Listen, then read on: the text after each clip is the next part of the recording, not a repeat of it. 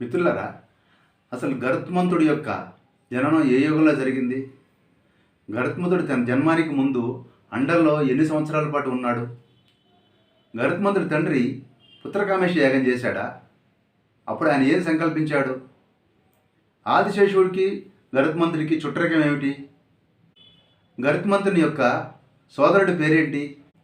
నాగులను తల్లి అయిన కద్రువే శపించిందా? కారణం ఏమిటి? దాని పర్యవసానాలు ఏమిటి? వాసుకి ఆ సందర్భంగా ఏం చేశాడు? గరుత్మంతుడికి దాస్యం ఎందుకు కలిగింది?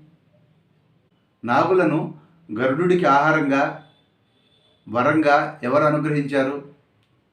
గరుత్మంతుడు అమృతం తాగాడా?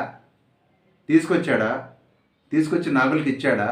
ఇస్తే ఏమైంది ఆ అమృతం? రామాయణంలో గరుత్మంతుడి ప్రస్తావన ఉందా?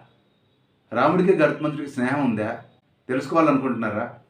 అయితే విజ్డమ్ చారియట్లో గరుత్మంతుడి గురించి ఈరోజు ఎపిసోడ్లో తెలుసుకోండి.